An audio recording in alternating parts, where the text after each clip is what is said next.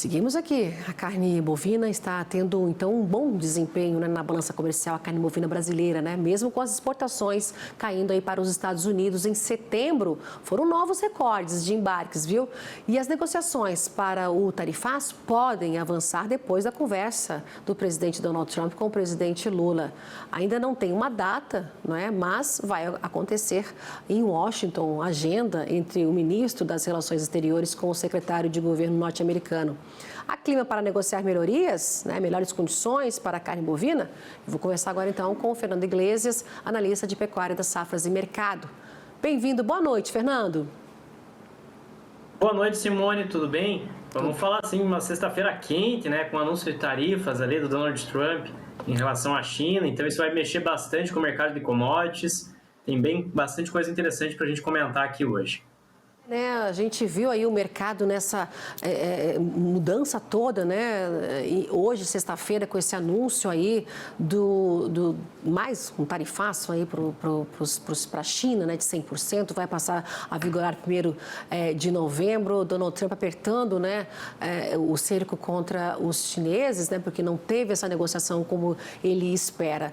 Fernando, diante disso, vamos começar falando das nossas exportações, né? Bateram recorde em setembro, a carne bovina aí, muito bem, obrigada. Frigoríficos brasileiros têm aumentado os embarques, não é, para a China. Como é que você faz esse balanço, né, em relação ao nosso mercado, né, da proteína, a bovina nesse contexto aí, né, boas exportações, mesmo com o tarifaço americano, e a China nessa nova rodada agora, né, nessa pressão em cima dela com esse 100% dessa taxa aí anunciada por Donald Trump a partir de 1º de novembro?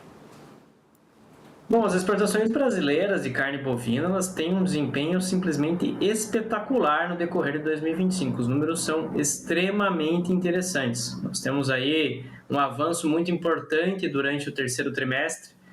Julho, agosto e setembro marcaram aí volumes impressionantes de exportação. E realmente, a China fez um volume de compras bastante expressivo nesse período. Foram as maiores remessas do Brasil para a China da história.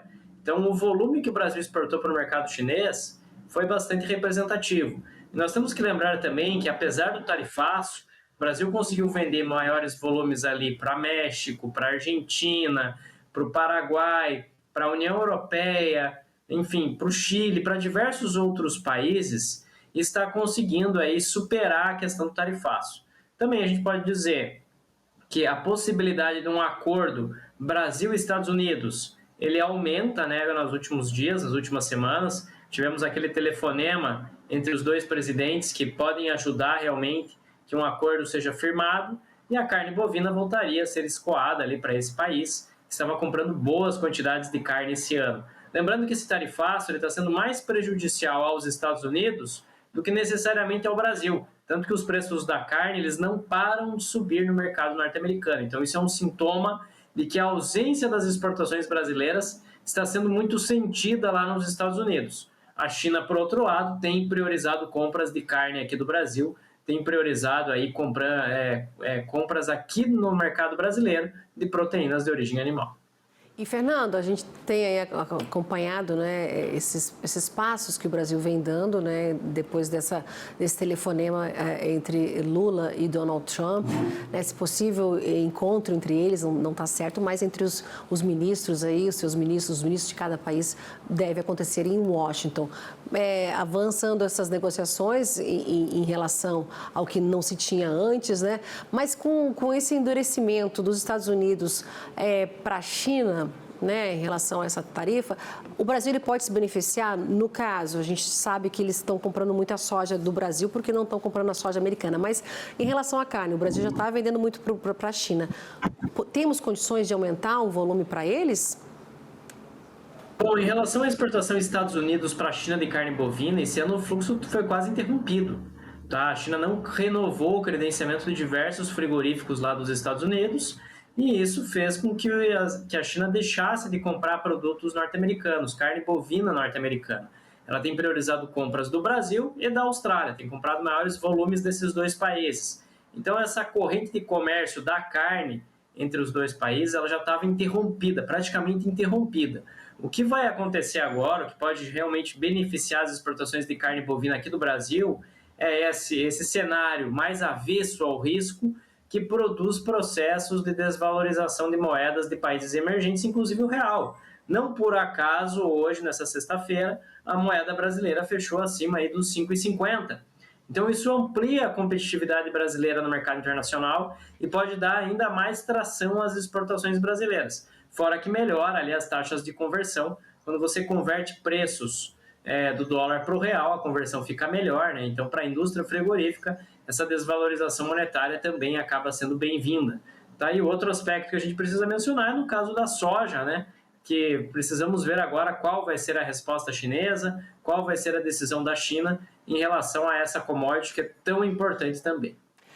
Fernando, para a gente estar finalizando aqui, balanço da semana aí das proteínas, a carne bovina, você está já falando aí, mas a gente tem também outras proteínas importantes, a carne de ave, né, o frango, o suíno brasileiro também. Fala para a gente, como é que foi a semana? Bom, nós tivemos uma primeira semana de outubro aí com elevação dos preços da carne no atacado. Vimos altas aí do frango congelado, vimos altas dos cortes suínos no atacado também, dos cortes bovinos. Isso muito em linha com aquela entrada dos salários na economia que vai motivando a reposição ao longo da cadeia produtiva. No caso da avicultura, o fortalecimento do mercado interno tem sido fundamental para um setor que sofreu algum baque, né, causado pela influenza aviária de alta patogenicidade. Então, essa é uma dinâmica bem interessante para a gente ponderar aqui, para a gente considerar. O mercado interno tem absorvido grandes quantidades de carne de frango nesse ano.